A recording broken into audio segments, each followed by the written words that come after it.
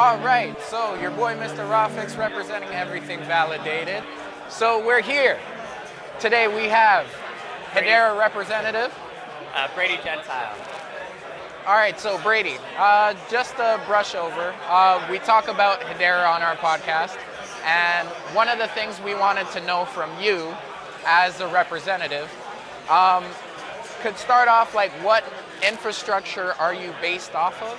And then on top of that, where you see yourself in the crypto market the next 5 years? Like, how are you contributing to blockchain?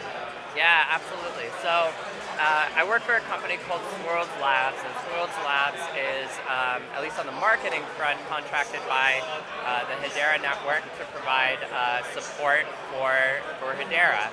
And the infrastructure itself, to answer your question, is today all run by members of the governing body. It's Web3 projects, enterprise companies, nonprofits, not financial, but educational institutions like higher ed. And we're just opening up the network to community nodes this year, so community members can start running network infrastructure. We just announced the technical availability of staking.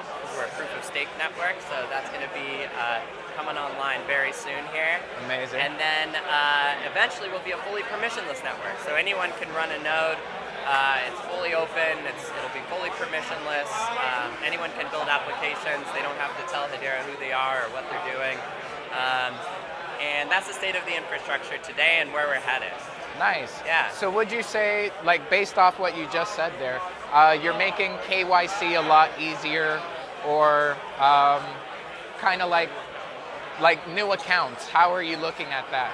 Yeah, so I know earlier we were talking about this idea of what the network really looks like maybe in 5 years' time, what our overarching mission is, what we're doing, to the point of accounts, what we're doing to ensure that we're ready for the future state of Web3 and we're ready for applications to come to us and start building, and that we have the features and functionalities to support their needs and to support the needs from a regulatory perspective. And so, what I would say is in terms of the overarching idea of Hedera, is Hedera really is the network for everyone.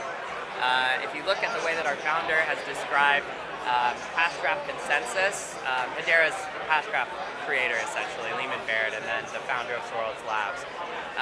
Hashgraph consensus was built for shared worlds, for people to come and work together and play together and own their data and have their identity and the privacy that they need and have these shared worlds of working together. And that's actually where the Swirlds name came from.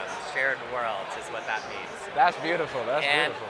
And so, when we look 5 years out, yes, we want to have people using the network that are considered the retail degen, the person who's doing crypto trading and playing on DEXs and lending protocols and bridging assets and all of that today.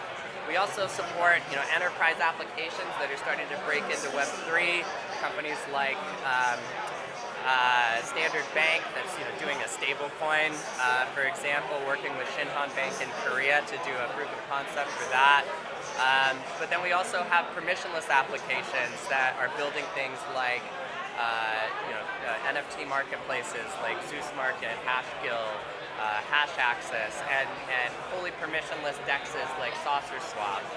And I think what we recognized is at the account level, we've set it up for a future state of Web3 where built in natively to the accounts are features that are going to be needed from a regulatory perspective and from an institutional and an enterprise perspective. So KYC flags for accounts. We don't KYC people to create an account. It's all fully open. Anyone can build an account. But there are what's called flags on the account. So let's say a financial institution wanted to use Hedera on their back end, they would regulatory-wise need to KYC their customers. They'd go with a KYC provider, and then they can natively for the account flag an account as KYC yes, KYC no, KYC unsure, and they can work with that as part of their infrastructure. The other thing is token associations. So today in most Web3 projects, you get your account on your network, and anyone can send tokens to any account. Yep. It's nice because it's convenient, but in the future, imagine you're fully liable for any type of asset that's transferred to your account. You receive something of value, you become liable for taxes for that. If you get sent something nefarious, like pornography or something illegal, it's an NFT that has that's that. all on you. You can't have that sitting in your account. So we have what's called token associations. Essentially, you associate a specific type of asset or a specific type of token to the account. You say, cool, I want to receive these kinds of assets in the future. You associate it, and then you can receive at any time from anyone that specific asset. We think that's really important. We saw things like Tornado Cash recently be shut down. We have the North Korea USDC scandal. from Circle freeze accounts that are related to Tornado Cash. We're trying to avoid that type of situation on Hedera where, not that we don't think like a Tornado Cash thing could be built. Anything can be built on the network. Yep. But we want to make sure that the network supports future states of applications and the incoming institutional adopters of Web3. Amazing. Yeah. Top notch. Question Top from notch. behind the camera. I saw in the pamphlet there that there's a lot of Hedera partnerships with large, organizations and institutions. Yeah. Do you have any short-term goals that you can speak on in terms of more of those partnerships to come? There's a lot of, as we all know, enterprise companies tend to move a little bit slower. Yes. And everything starts out with proofs of concept before they end up going into production. So there are a lot of proof of concepts that are being built right now by companies that are on that governing council. But there's also a lot of companies that already have applications in production. So, for example, Atma.io and the Coupon Bureau are two that are using Hedera's consensus service to log coupons to reduce fraud, so any sort of redemptions that happen, these different events that occur, and it's billions of coupons every year.